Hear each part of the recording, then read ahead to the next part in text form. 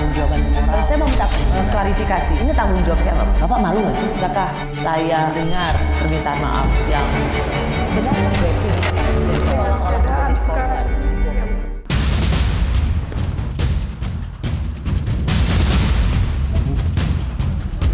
Informasi yang saya dapat, MK akan mengembalikan sistem pemilihan umum menjadi proporsional tertutup sebagaimana dulu di zaman otoritarian Orde Baru. Ini persoalan serius. Cuitan Denny Indrayana soal putusan Mahkamah Konstitusi yang akan mengabulkan gugatan sistem pemilu diubah menjadi proporsional tertutup menjadi bumerang bagi Denny. Mantan Wamenkumham di era Presiden SBY ini dituding membocorkan rahasia negara. Saya memakai istilah MK akan memutuskan, memang belum ada keputusan, bahwa sumber yang saya dapat bukan dari MK. Karena itu tidak ada pembocoran rahasia negara. Bantahan Denny yang sempat menjadi tersangka kasus korupsi payment gateway di Kemenkumham tahun 2015 itu dianggap Menko Polhukam Mahfud MD tetap layak diproses hukum. Terutama siapa sosok kredibel yang disebut Denny Indrayana. Kredibel itu artinya A1 kalau dalam ilmu intelijen dibahasakan bahasa sosial. Ya, bahasa ilmu sosial. Kalau ilmu A1 itu artinya sangat kredibel, gitu. Pasti dari orang dalam. Nggak mungkin orang luar bisa kredibel kalau tidak nguping. Kan gitu. Itu sidangnya tertutup, ada di lantai 16 di MK itu. Nggak boleh orang masuk, kedap rekaman. Belum jelas apa tujuan Denny menyebarkan cuitan yang menimbulkan kehebohan jelang pemilu itu. Namun, dalam program Satu Meja The Forum, Denny akui sengaja menyebarkan informasi agar Hakim MK menolak permohonan sistem proporsional tertutup. Bung Denny, ini kan menarik juga karena ada orang yang kemudian membaca pernyataan Anda untuk meningkatkan elektabilitas dari Partai Demokrat. Betul nggak sih itu? Saya justru berharap, SBDM, saya justru berharap ujungnya nanti putusan MK mengatakan proporsional buka. Oh, jadi ini sebetulnya political statement dari Denny Indrayana ya? Saya pendukung sistem proporsional terbuka, Oke. Karena itu, ini cara kita untuk memberi kesempatan kepada MK sebelum diputus, tolong dipikirkan matang-matang. Oke. Di tengah heboh isu bocornya putusan MK, Presiden Jokowi membuat pengakuan akan cawe-cawe dalam pemilu 2024 demi bangsa dan negara. Pengakuan Jokowi di depan para pemimpin redaksi media massa di Istana Negara Senin lalu sontak menimbulkan pro kontra akan netralitas Jokowi sebagai kepala negara.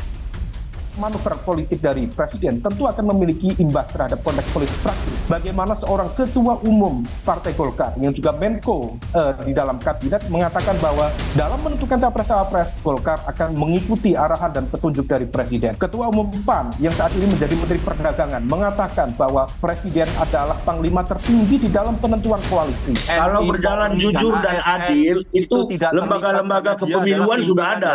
Presiden silakan memperkuat lembaga kepemiluan, perkuat DKPP, perkuat KPU, perkuat Bawaslu, itu jauh lebih baik daripada cawe-cawe, daripada beliau yang jujur sendiri. Itu adalah kode yang bagus bagi yang lain. Bapak Presiden terbuka bahwa dia akan ikut campur nanti. Tetapi ikut campur tentu clear ikut campurnya di bidang apa, gitu.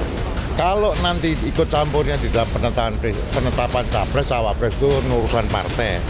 Tapi setelah itu Pak Jokowi kan punya pasukan yang musra. Mungkin mau diarahkan kemana musranya, itu kan Pak Presiden. Merespons banyaknya kritik soal ikut campur dirinya dalam kontestasi Pilpres, Jokowi kembali menegaskan, demi keberlanjutan megaproyek andalannya, ia memang akan cawe-cawe. Begitu kita keliru memilih pemimpin yang tepat untuk 13 tahun ke depan, hilanglah kesempatan untuk menjadi negara maju. hati-hati mengenai ini. Hati-hati.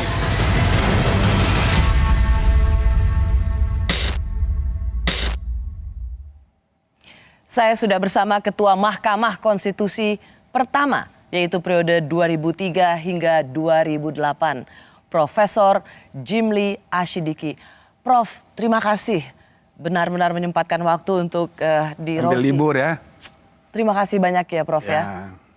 Saya juga terima kasih, udah lama nggak diundang ini. Lama sekali. Saya kira Rosi lupa sama saya. Nggak mungkin saya lupa dengan Profesor Jimli. Prof, banyak isu yang hari ini sedang banyak dibicarakan, rasanya nggak lengkap kalau tidak mendengar juga pandangan dari Profesor Jimli. Yang pertama dulu soal cawe-cawe, karena Presiden secara belak-belakan mengatakan cawe-cawe dalam pemilu nanti. Bagaimana Prof. Jimli melihat pernyataan Presiden dan kemudian dikhawatirkan akan menjadi sikap seorang Presiden kalau dilihat dari hukum ketatanegaraan? Kalau isu lainnya apaan? Katanya 3. 3 itu. 1, cawe-cawe. 2. Tidak akan netral. Netral. 3. Yang ketiga tapi tidak akan melibatkan TNI Polri. Oh. Jadi saya begini kalau menurut saya ya. Kita harus memandang proses ini jangka panjang. Indonesia ini sekarang sudah dikenal sebagai the third largest democracy in the world. Jadi secara kuantitatif kita negara hukum, negara demokrasi ketiga. Kalau negara hukum nomor 4 kalau RRC disebut. Tapi indeks kualitasnya masih 64. Jauh sekali. Apa nih maksudnya, konteksnya apa nih Prof? Konteks kualitas dari praktek berdemokrasi itu masih jauh dari standar dunia. Jadi dinamika seperti sekarang ini apalagi menjelang pemilu 2024 yang rumit sekali karena pertama kali serentak, bahkan pilkada juga di tahun yang sama. Ini pasti banyak masalah. Lagi pula periode presiden 10 tahun Jokowi sudah berakhir. Jadi tidak bisa dicegah, tidak bisa dihindarkan, dinamikanya keras. Saya rasa walaupun kita harus berharap ya, tidak ada misalnya politik identitas, isu-isu SARA, black campaign sama negatif campaign itu nggak bisa dihindarkan. Jadi termasuklah soal cawe-cawe ini. Cawe-cawe ini kalau menurut saya tergantung bagaimana kita mempersepsinya. Ini banyak dipersepsikan negatif. Kalau Prof. Jimli? Kalau menurut saya bisa positif, bisa negatif. Apa saya positif dulu? Bisa penjelasannya. Kalau you tanya secara hukum bagaimana? Ya tidak ada larangannya secara hukum. Dalam konstitusi tidak. Tapi masalahnya kan bukan hanya benar salah secara hukum. Halal haram sebagai secara hukum. Tapi juga baik buruk.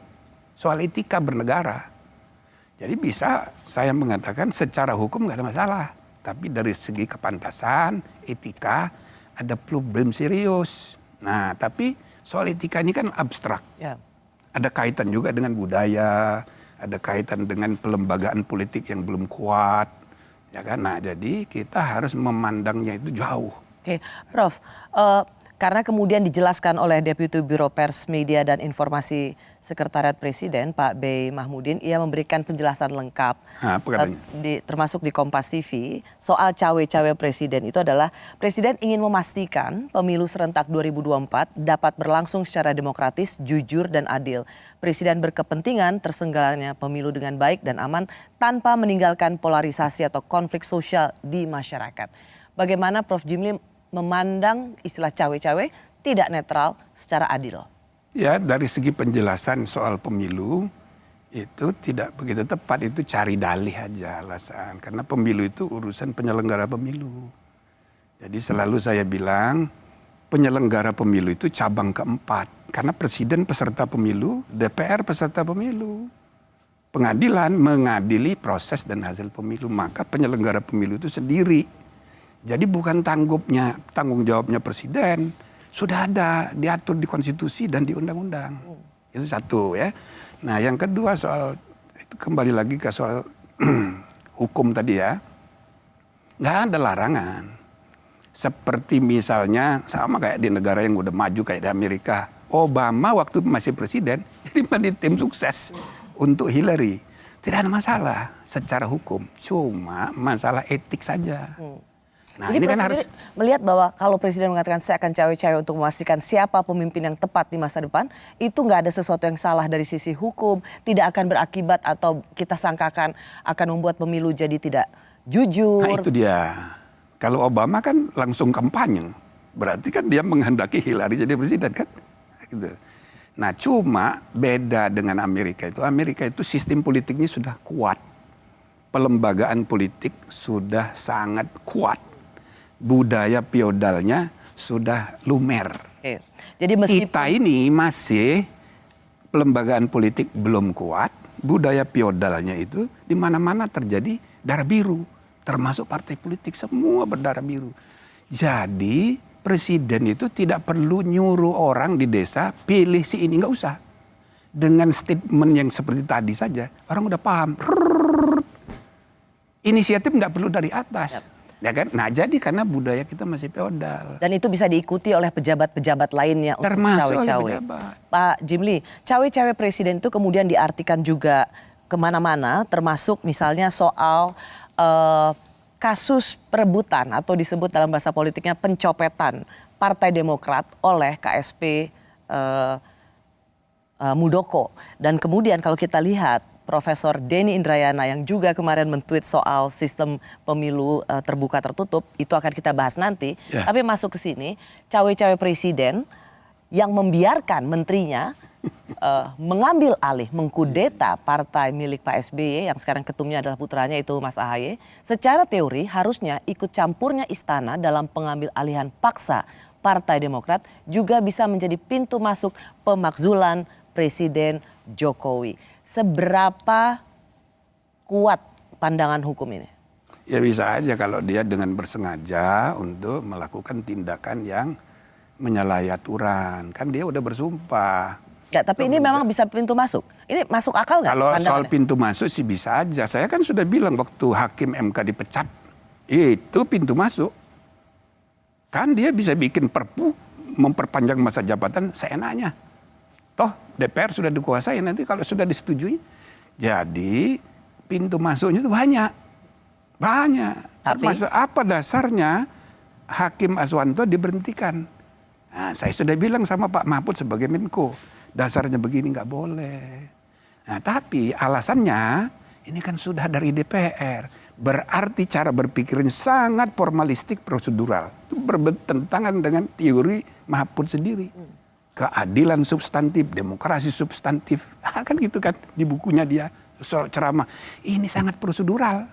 Alasannya itu, oh nggak bisa, ini sudah di DPR. Nah, dia politisi sehingga menunggangi. dia itu siapa? Ya presidennya, karena dia politisi. Coba kalau dia negarawan. Coba kalau dia bertindak sebagai kepala negara, bukan kepala pemerintah. Oke, tapi kalau saya masuk ke poin itu. Jadi ini memang apa? yang Mahkamah Agung ini sama kayak gitu. Dia kan membiarkan itu dalam arti karena dia politisi, transaksional. Dia biar dari segi hukum bisa diperdebatkan. Bahwa ini nggak salah, bukan saya kok. Dan ini hak politik dari Pak Muldoko. Menteri, ya. Muldoko itu setingkat menteri, tapi kan bukan menteri.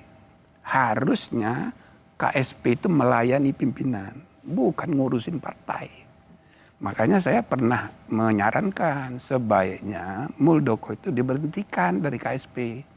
Biar tidak menimbulkan citra yang buruk. Supaya tidak ada prasangka bahwa Ya. presiden mendiamkan, itu termasuk juga sesungguhnya ikut cawe-cawe.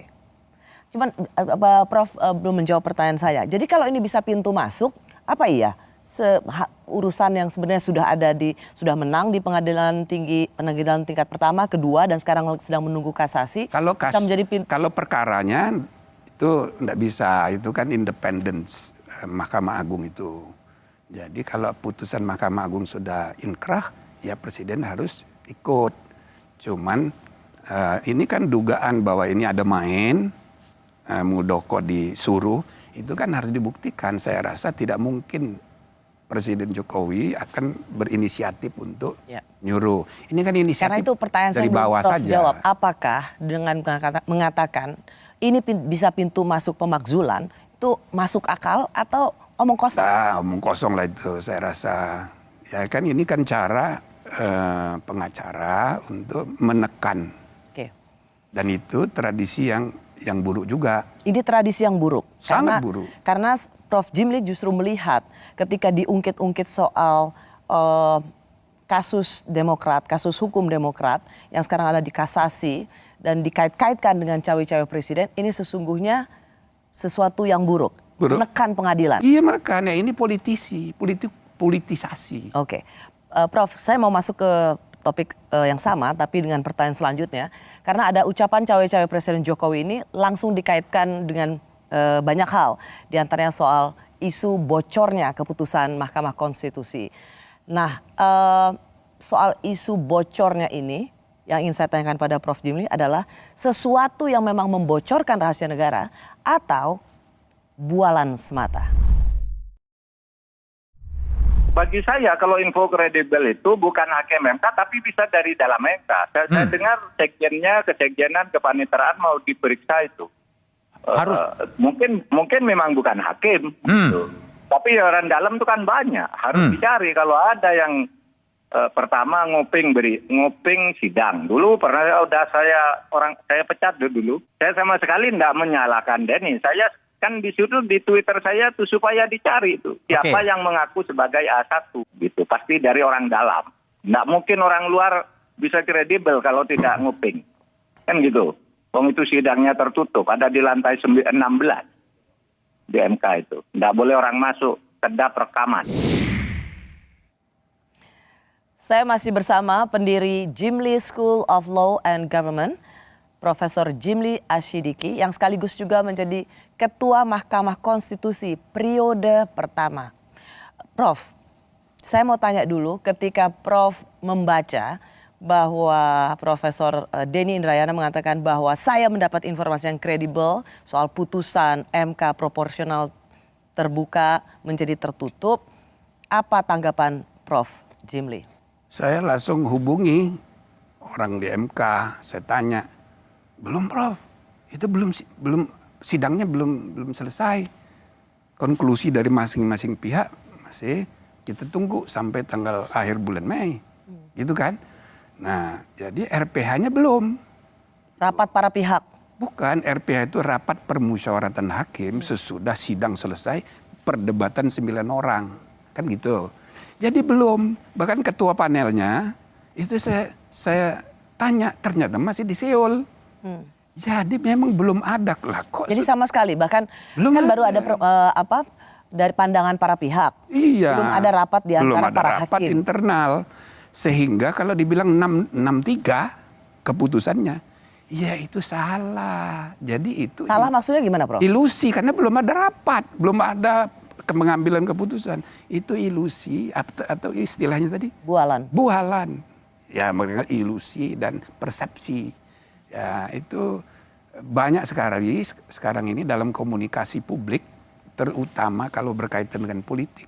Ya kayak gitu itu. Prof, tetapi menarik, mengapa tweet kalau Prof kan langsung mengecek karena bagaimanapun juga Prof Jimli pernah menjadi Ketua Mahkamah Konstitusi dan dikasih tahu berproses saja belum untuk masuk final. Dalam putusan.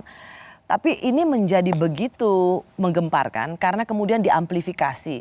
Oke, kalau itu dari Pak SBY, mantan presiden, tentu kita masih bisa paham karena ada kedekatan personal antara Prof Denny dan Presiden SBY. Tapi ini kan kemudian diamplikasi oleh menterinya Pak Jokowi dengan mengatakan bahwa ini harus diusut. Artinya Prof Mahfud sendiri melihat ini memang sudah bocor, nggak gitu logikanya kan? Ya saya rasa kelebihan juga. Siapa kelebihan? Pak Mahfud sebagai Menko kan. Kelebihan gimana maksudnya? Ya kan proses hukum itu mestinya nggak usah diarahkan.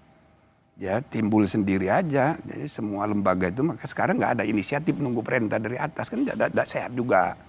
Nggak, maksud saya begini, Prof Mahfud sendiri kan melihat berarti ini ada kebocoran dong kalau ini diusut. Ya maksud saya dia kan Menko, bukan sekedar mantan ketua MK sesudah saya, tapi Menko. Ada rapat dengan Kapolri, jadi kesannya diarahkan penegak hukum. Itu satu hal yang menurut saya ya kurang bijaksana juga. Lagi pula ini akan melebar masalahnya kalau dibawa ke ranah hukum. Nah, maka kalau saya lihat ini soal etika profesional, Ya kan, seorang sekarang ini kan campur aduk. Sorry Prof. Guru besar, jadi pengacara, jadi politisi juga. Ya kan? Siapa yang dimaksud? Ya banyak sekali. Nah termasuk Denny ini. Dia guru besar, lalu kemudian advokat, dan politikus juga. Ya kan? Maka dia berusaha untuk menekan pengadilan Mahkamah Agung, Mahkamah Konstitusi dengan ya kan informasi-informasi. Berusaha menekan Mahkamah Konstitusi. Iya, kelihatan. Sama seperti menekan Mahkamah Agung untuk memenangkan perkara tidak sehat. Demokrat. Prof, pertanyaan saya begini, kan jadi ada dua. Satu, kalau ini benar informasinya, itu berarti kebocoran sebuah rahasia negara katanya begitu. Dan pantas untuk masuk ranah hukum. Kalau Prof Jimli lihatnya? Ya kalau dibawa ke ranah hukum, itu banyak itu. Bukan hanya soal rahasia, dia menyebarkan berita, itu hoax, bohong. Itu bisa gampang sekali dicari pasalnya. Bisa masuk penjara dia. DI ini bisa masuk penjara. Apalagi kan Pak Mahfud bilang, gampang cari pasalnya. Itu loh. Nah jadi... Sorry Prof, menyebarkan itu kalau tidak, jadi begini, kan kalau ini benar, apakah ini bisa dikategorikan sebagai membocorkan rahasia negara? Nyatanya tidak benar. Seandainya pun itu benar, gitu kan? Saya tweet di Twitter, seandainya pun benar, sebagai lawyer dia tahu bahwa itu rahasia. Karena putusan baru terbuka sesudah diputuskan. Jadi sebagai profesional dia tahu ini rahasia. Kalau dia bocorkan, itu etika profesional sebagai advokat itu bisa dipersoalkan. Hanya etika profesi saja, karena itu kalau menurut saya ini solusinya itu etika. Bukan ke ranah hukum. Nggak usah karena jadi panjang ceritanya. Jadi panjang dan ini kan campur aduk. Kalau Prof Jimli melihat ini kena sanksi dari sisi etika profesi. Iya, blacklist. Di blacklist dari berperkara di MK, nggak boleh lagi. Nah, begitu juga kalau pegawai, bisa aja ada pegawai iseng, bisa juga ada pegawai yang, karena mereka mestinya tahu belum ada putusan. Atau membuat analisa-analisa. Kalau itu ketahuan, ya bisa. Kalau terbukti pelanggarnya berat, pecat. Kita mesti tegas gitu loh. Oh jadi Prof Jimli lebih melihat ketegasan itu adalah bukan apa-apa harus dibawa ke ranah hukum, tapi sanksi etika profesi. Misalnya seperti Denny Indrayana yang juga berprofesi sebagai pengacara di Mahkamah Konstitusi, Prof Jimli melihat yang paling efektif adalah di blacklist. Ya. Apa landasan pandangannya, Prof? Dengan Pak Profesor Denny itu dekat, termasuk saya anggap kader. Ya kan, sejak muda dia sering datang ke saya. Tapi apa landasannya kenapa dia tidak boleh berpraktek? Karena, tapi kita mesti tegas. Walaupun teman sendiri, keluarga sendiri, kalau salah ya kita harus tegas. Jadi saya berharap MK itu cepat bertindak. So, kalau enggak, ini terus cepat bertindak maksudnya, Prof? Ya harus bersikap. Misalnya kan begini ya. MK itu dalam sejarah belum pernah image-nya itu di bawah Mahkamah Agung, belum pernah. Saya mau ke situ. Tapi maksudnya yang bersikap membuat seorang Denny Indrayana atau advokat lainnya di blacklist dari sidang-sidang MK itu siapa? Ya MK. Rapat RPH MK, kode etiknya dipanggil dikonfrontir antara pihak DI dengan yang disangkakan narasumber. Nah, di sidang. Kan pasti tidak akan majelis kehormatan. Kan pasti nggak akan ketemu, Prof. Kalau dia tidak ketemu, pecat. Kalau dia tidak mau datang, berarti siapa yang dipecat sih, Prof, maksudnya? Iya, pegawai itu kalau dia nggak mau datang. Kalau Denny Indrayana tidak mau datang, dipanggil oleh misalnya majelis kehormatan, ya berarti benar. Nah, langsung di blacklist. Kita mesti tegas. Nah, MK ini jangan sampai makin terpuruk. Saya nggak tega. Kita membuatnya dulu capek. Gitu loh. Nah, jadi ya, sejak 2003, setiap kali ada berita tentang MK, dipuji-puji. Setiap kali ada berita tentang Mahkamah Agung, dimaki-maki. Dulu ya? Dulu begitu. Sampai terakhir sekarang ini, Mahkamah Agung sedang terpuruk sekali. 2 hakim agung ketangkap. Sekretaris yang dulu sudah masuk penjara. Sekretaris yang sekarang sedang bermasalah juga. Tetapi menurut hasil survei, survei Kompas, image public trust-nya MK itu di bawah Mahkamah Agung. Ya. Nah sekarang saya bilang dalam keadaan kayak begitu, tiba-tiba muncul Denny dengan statementnya dia itu. Maka lihat semua partai politik kemarin bicara. Itu Rocky Gerung segala macam itu di podcastnya. Bubarkan MK. Dan 8 fraksi itu menolak dan bila perlu dengan undang-undang mau dipretelin kewenangan MK. Ini hanya karena satu cuitan. Itu dia. Yang kemudian diamplifikasi oleh Menko Polhukam. Bukan cuma itu, SBY terkena. SBY juga ikut mendukung gara-gara Denny Indrayana. Maka saya bilang, padahal menurut Prof sendiri lihat ini sama sekali tidak punya landasan kebenaran. Tidak faktual, ini hanya ilusi, hanya persepsi yang mendorong dia itu aktivisme politiknya dia. Nah itu yang saya bilang tidak profesional sebagai advokat. Karena mau menggerakkan dukungan politik publik gitu untuk menekan putusan. Ini tidak sehat untuk membangun kualitas demokrasi dan negara hukum. Nah, jadi saya bilang, Denny dia telepon saya. Ya, yuk hati-hati, jangan kita ini campur aduk antar. Jadi etika profesional kita ini lagi terpuruk sekarang. Jadi ada soal kalaupun itu benar, itu artinya membocorkan. Dan Prof Jimli sendiri ingin tadi mengatakan MK harus bersikap tegas, blacklist advokat yang seperti ini. Atau kalau itu tidak benar, bahkan bohong dia.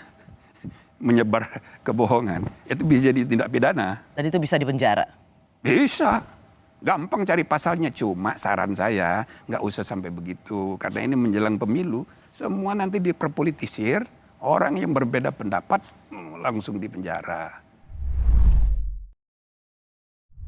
Belum memutuskan itu tidak menghalangi kami yang sering sidang-sidang di MK bisa melihat arah putusan.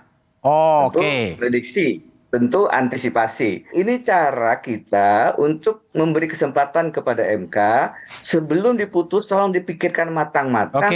Karena ini dampaknya luar biasa, saya justru ingin ini proporsional terbuka tetap dipertahankan. Itu secara logika bagi saya orang yang pernah berada dalam posisi sebagai hakim konstitusi.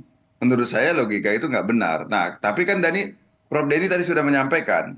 Rupanya itu adalah kesimpulan-kesimpulan analisisnya sendiri melihat gelagat cara-cara hakim bertanya begitu kan. Kalau tujuannya adalah untuk mencegah Mahkamah Konstitusi dijadikan sebagai alat katanya. Untuk mengawal Mahkamah Konstitusi katanya Prof Denny tadi. Ya caranya jangan dengan menyampaikan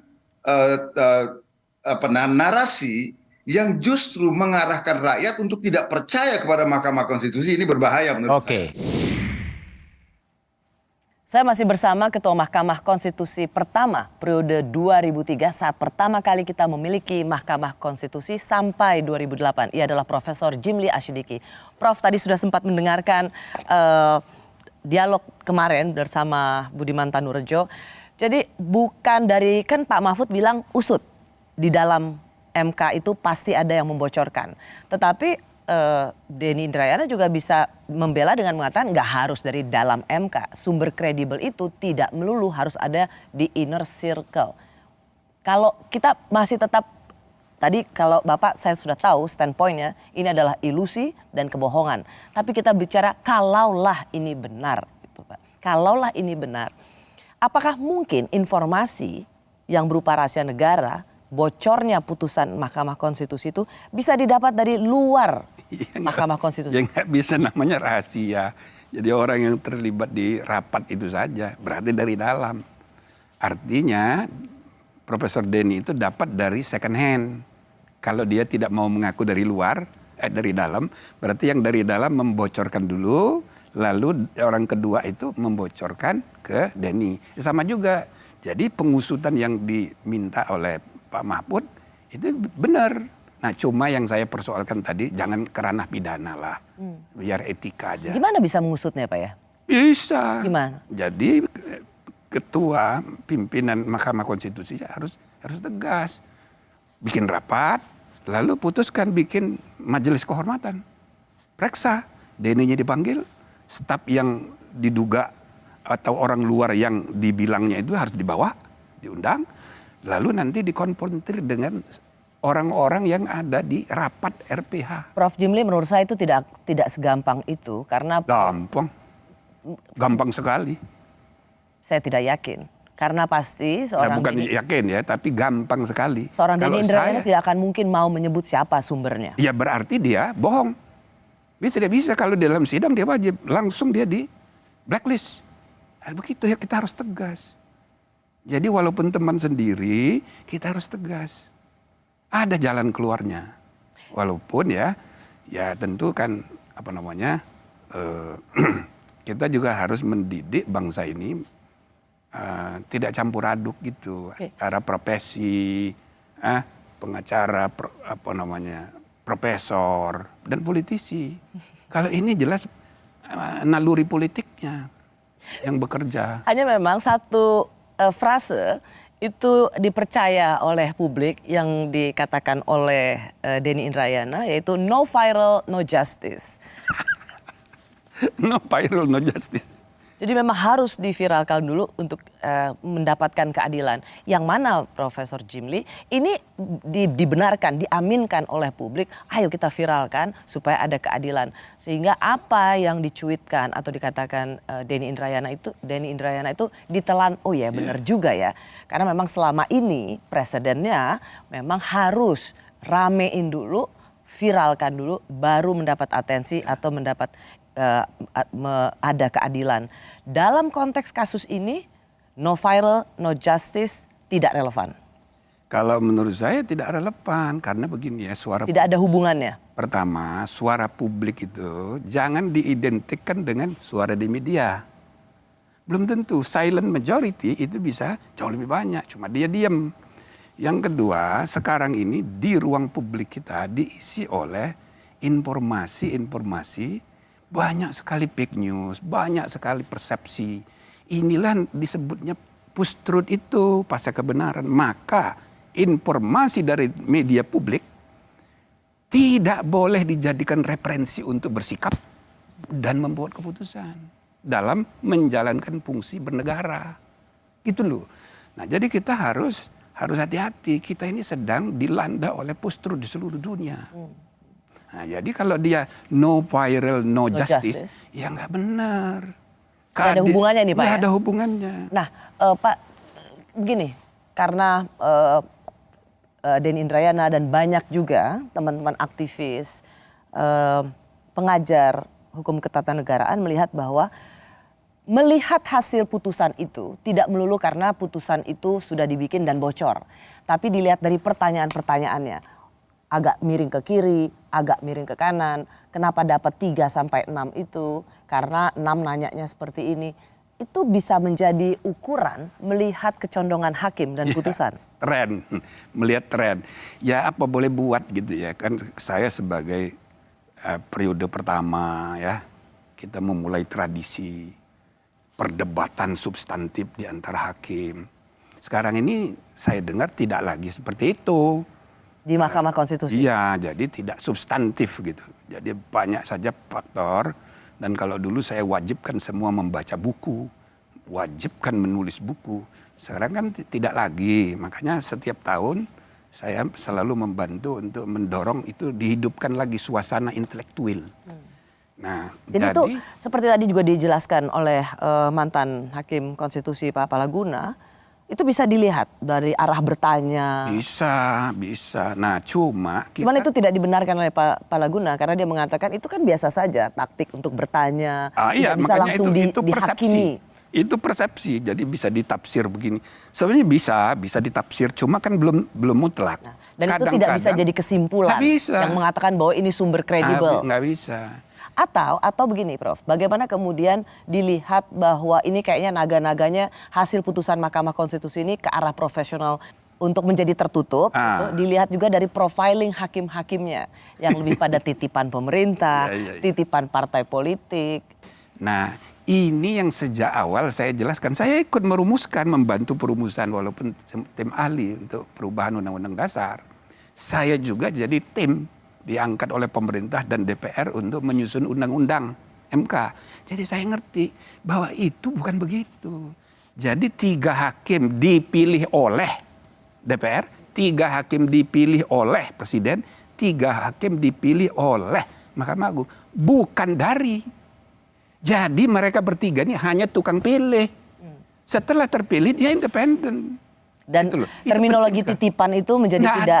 tidak benar. Nah, tapi persepsinya kayak gitu sekarang. Nah, misalnya putusan mengenai undang-undang tentang KPK. Jadi kalau tanya saya lebih setuju dengan yang 4 orang dissenting opinion. Alasannya diskriminasi. Apanya yang diskriminasi? Diskriminasi itu hak asasi manusia, bukan hak asasi lembaga negara. Itu melekat pada diri manusia. Manusia, kalau pada hak lembaga, kewenangan lembaga terserah kepada pembentuk undang-undang ngaturnya. Jadi Anda nggak setuju ya sebenarnya Sangat tidak setuju. pimpinan KPK? Tetapi yang putusan resmi itu kan yang berlima. Kita harus hormati. Itu tradisi untuk menghormati putusan pengadilan sama dengan keadilan itu sendiri. Ya sudah, kita kan mana ada orang putusan pengadilan puas semua orang, tidak ada. Satu lagi, harus kita terima. Satu lagi Prof, karena kemarin ramai-ramai partai-partai yang ada di parlemen itu konferensi pers. Bahkan mereka memberikan sinyal kalau Mahkamah Konstitusi sampai membuat putusan menjadikan sistem pemilu ini tertutup, bukan terbuka seperti yang kita lakukan sebelumnya, maka mereka akan mengevaluasi Mahkamah Konstitusi termasuk anggaran. Ini apakah sebuah ancaman yang serius dari para politisi pada Mahkamah Konstitusi? Kalau menurut saya itu sangat serius, sangat serius. Dan Prof bisa membenarkan itu? Tidak benar. Jadi saya mengajak semua politisi jangan hanya berpikir politik untuk kepentingan sesaat, the next election. Mari kita membangun negara bangsa ini makin berkualitas dalam jangka panjang, the next generation. Nah, jadi sekarang ini itu pada marah semua asal ada undang-undang di apalagi yang Ciptaker kemarin, marah semua, termasuk eksekutif. Itu loh. Nah, ini pengalaman banyak negara, tapi kan kita tidak boleh benarkan. Yang salah itu salah. Bukan cuma itu, saya pun mengalami dulu. Waktu tahun 2008 kami memutus anggaran pendidikan 20%. Semua menteri marah. Yang paling marah Wapres. Maka waktu pemilihan ketua MK periode kedua, saya kan dikalahkan oleh hakim baru namanya Mahfud. Karena apa? Semua hakim itu dipanggilin oleh JK. Saya Pak Mahfud Menko Polhukam sekarang. Dipanggilin satu-satu oleh JK, jangan pilih Pak Jimli lagi. Masa? Iya. Nah, saya ketemu cawe-cawe dong. Cawe-cawe. Nah, jadi saya ketemu sama Pak SBY, saya cerita begini. Oh, iya, bukan saya. Iya, saya bilang. Ya begitu dia. Ya, tapi saya bilang saya ikhlas saja karena kan hubungan saya dengan JK sampai sekarang itu baik. Karena saya kenal sejak aktivis mahasiswa dulu. Jadi hubungan pribadi, institusi, kita pisahkan. Sama kayak Denny. Dan kamu dekat sekali sama saya. Tapi dalam urusan bernegara, kalau salah saya bilang salah. Harus begitu. Jadi kita harus jangka panjang. Ini sudah abad 21. Kayak Bambang Pacul ngomongnya sekali. Adalah bubarkan MK. Ribut-ribut soal sistem pemilu terbuka dan tertutup. Lalu pertanyaannya apa sih manfaat untuk publik? Partai tidak lagi fokus membina kader-kader muda secara serius untuk kepentingan jangka panjang ideologi partai, melainkan fokus mencari jalan pintas dengan memburu kader-kader populer dan berkemampuan finansial untuk mendanai kebutuhan partai.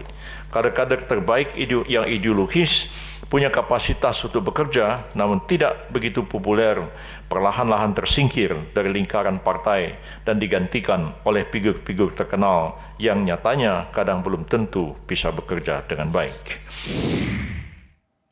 Masih bersama saya mantan Ketua Mahkamah Konstitusi, Profesor Jimli Asyidiki, yang juga pernah menjabat anggota DPD DKI Jakarta periode 2019-2024. Pak Jimli, sebenarnya apa untungnya terbuka tertutup? Kenapa partai politik heboh sekali dan ribut sekali? Waktu pertama kan tertutup. 2004 tertutup. 2004 itu tertutup dengan variasi sedikit terbuka. Oke. Nah 2009, 7 hari menjelang pemilu waktu itu diubah putusan MK juga.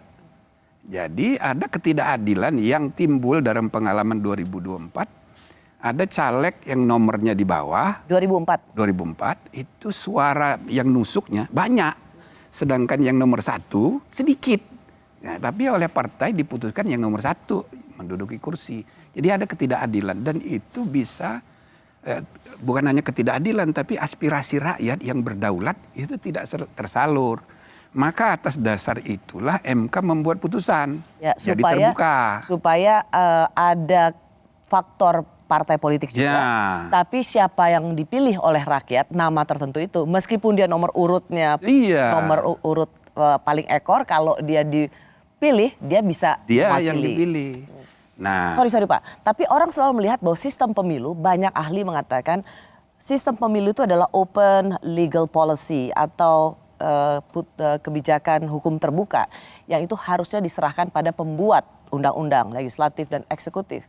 Jadi sebenarnya open legal policy seperti sistem pemilu ini bisa nggak diuji oleh Mahkamah Konstitusi? Kan terbukti kita sudah punya presiden bahwa ini pernah juga diuji di Mahkamah Konstitusi tahun 2008. Ya, tapi itu bukan open legal policy. Ini policy konstitusional bahwa keadilan aspirasi rakyat itu harus diutamakan. Pemilu hanya mekanisme cara. Jadi nggak bisa dibiarkan kalau misalnya bertentangan dengan konstitusi, nggak boleh. Artinya sebenarnya saat ini sistem pemilu di Mahkamah Konstitusi masih bisa diuji. Karena menurut Profesor Jimli Asyidiki ini ini tetap bisa menjadi kewenangan Mahkamah Konstitusi. Bukan milik pembuat undang-undang, DPR dan eksekutif. Betul. Masih bisa diuji di Mahkamah Konstitusi. Bisa. Prinsipnya nibus in idem, ya. Jadi kalau perkara itu sudah pernah diuji, tidak boleh lagi diuji. Tetapi kita buat pengecualian, kecuali kalau argumentasinya berubah. Gitu loh. Jadi bisa aja. Apa yang berubah kali ini? Nah, yang berubah itu seperti yang tadi dijelaskan oleh Pak Yusril tuh sebagai ketua umum partai. Jadi sudah terjadi praktek, ya gampangnya demoralisasi politik, ya kan, persaingan internal, ya antar caleg di satu partai, lalu kemudian politik uang merajalela, yang penting popularitas dan uang, kapasitas nomor 2. Akibatnya para pemimpin kita banyak yang pop, muda-muda, bentukan pasar ekonomi politik, tapi belum tentu punya kapasitas, nggak ngerti masalah, tapi kuasa. Ini kan berbahaya. Sekaligus juga ada problem pelembagaan partai. Partai ini kan harus diperkuat. Nah, di dalam Undang-Undang Dasar itu eksplisit disebut untuk pileg peserta pemilu itu partai politik. Maka bagaimanapun juga keterlibatan partai politik tetap perlu diperhitungkan. Sangat. Nah, jadi logika untuk mengembalikan ini ke tertutup, ya logis. Tapi ada syarat-syaratnya. Sorry, Prof. Jadi waktu 2008 itu atas azas keadilan. 2009. Waktu diputuskan 2009. Pemilu 2009. Seminggu sebelum. 1 minggu sebelum pemilu legislatif. Itu ada dasar pertimbangannya, yaitu untuk keadilan. Buat mereka yang dapat suaranya lebih banyak ya berhak untuk memegang ke Senayan. Tapi itu kemudian ada perubahan situasi. Dianggap bahwa yang dapat suara banyak itu hanya populer saja tanpa punya kapasitas. Dan itu membuat demokrasi mengalami demoralisasi yang kalau dipertimbangkan ini berbahaya. Oke. Prof, tapi tidakkah itu hakikat demokrasi? Kalau misalnya kita memang ingin membiarkan rakyat memilih, maka itulah harga yang harus dibayar dari sebuah demokrasi. Kita bisa memilih seseorang yang mendekati malaikat, tapi juga kita bisa salah pilih setengah iblis. Tapi kan aspek yang harus dipertimbangkan karena demokrasi itu kan luas. Maka dalam sejarah awal-awalnya orang mengidealkan majority rules. Tapi di kemudian hari abad 19 muncul ide baru. Makanya muncul judicial review itu, minority rights. Jadi Mahkamah Agung Amerika itu the protector of human right. The protector of citizens' rights, sama kayak kita. Jadi di samping dia the guardian of the constitution, ya kan, pengawal demokrasi juga pengawal minority rights. Ini berarti dalam perjalanan peradaban demokrasi mengalami evolving, kemajuan. Nah, termasuk ini. Kalau misalnya saya pernah bilang soal threshold presiden 20%. Itu sebetulnya tidak perlu. Tapi itu berdasarkan putusan MK dulu dibenarkan bahwa threshold 20% itu open legal policy. Terserah mau berapa persen. ya kan? Tapi sesudah dipraktekkan ada bukti-bukti baru. Ya, kalau di dalam konsep pemilihan presiden dalam konstitusi kita 2 ronde. Ya kan? Jadi kalau presiden ronde pertama belum mencapai 51% plus 1 requirement regional daerah 51 jumlah provinsi, itu dia masuk ke ronde kedua. Walaupun dia udah 51 tapi provinsinya hanya di Jawa, dia tetap ronde kedua. Itu untuk memastikan presiden Indonesia bukan provinsi Pulau Jawa. Ya. Karena kalau hanya 3 Pulau Jawa saja pasti udah menang. Nah, ide ini tidak mungkin dilaksanakan, ya kan? Terhambat kalau thresholdnya ketinggian. Ya? Prof, kita akan panjang untuk bicara itu lagi di tema selanjutnya. Boleh nggak saya nanya, sebenarnya kalau untuk seorang hakim konstitusi seperti Prof. Jimli Asyidiki lebih setuju sistem pemilunya kembali tertutup atau terbuka? Untuk jangka panjang saya setuju tertutup. Jangka panjang. Maksud saya jangka panjang itu harus dibenahi dulu integrated policy-nya. Jadi partai politik itu harus terbuka dulu. Kalau sekarang ini partai politik sangat tertutup. Oke, yang menentukan hanya ketua umum, 9 partai 9 ketua umum, maka nasib bangsa ini di tangan 9 orang. Lalu calegnya siapa, cagupnya siapa, capresnya siapa, di tangan ketua umum semua. Ditambah lagi kenyataan semua partai mengalami pembiruan darah dinasti. Ya kan? Partai yang lahir di era reformasi aja gampang sekali anaknya jadi ketua umum. Partai reformasinya Amin Rais besan-besanan, ya kan? Sampai harus cerai gara-gara. Jadi ini masih feodal. Nah, jadi ya kita harus benahi ini ke depan untuk membangun modernisasi partai politik dan pelembagaan politik yang yang kuat, tidak seperti sekarang yang terbuka, inklusif. Jadi kalau calon-calon nomor urut itu bukan ditentukan satu orang, misalnya ada preliminary election di antara partai itu sendiri. Iya, internal. Lalu ada konvensi daerah daerah untuk menjadi gubernur, konvensi nasional untuk capres. Jangan kayak sekarang petugas partai itu persis kalimatnya Megawati itu bukan hanya dari Megawati, itu praktek di semua partai. Kan gitu. Nah, jadi selama partainya kayak begini nggak bisa tertutup, malah berbahaya. Ya. Gitu kira-kira. Oke. Kalau memang itu diputuskan tertutup, emang akan chaos? Kalau misalnya akan diputus kayak begitu, misalnya, itu harus diberlakukan untuk 2029 bukan sekarang. Oke. Nanti bikin kacau. Tapi 2008 bisa 8 hari sebelum pemilu nggak chaos? Iya, tapi sekarang ini ada pemilu serentak. Oke. Ada fakta-fakta yang berbeda dibanding 2008. Pemilu serentaknya jadi banyak sekali. Pemilu serentak pertama, pemilu pilkadanya tahun besok juga. Terus yang kedua Pilpres dulu. Ya, pilpresnya ini agak seru. Pilkada. Lebih seru dari yang tempo hari. Karena ada pembelahan politik. Ini berbahaya kalau menurut saya. Plus tambah lagi pengalaman 2019, petugas banyak meninggal. Jadi jangan-jangan lebih banyak lagi meninggal. Jadi kita harus arif lah ya melihat masalah. Setuju dengan proporsional tertutup untuk pemilu legislatif, tapi untuk yang akan datang. Profesor Jimli Asyidiki, terima kasih. Jarang-jarang kita bisa ngobrol seperti ini. Saya senang sekali dan satu kehormatan Prof. Jimli menyempatkan datang. Mohon maaf ada pilihan kata yang kurang cocok sama audiens, terutama orang-orang yang saya sebut namanya. Itu saya secara pribadi dekat semua. Tapi urusan bernegara kita harus pisah. Terima kasih, Prof. Saya Rosyana Silalahi. Terima kasih sudah menyaksikan Rosi. Tetaplah di Kompas TV, independen terpercaya. Oke, bagus.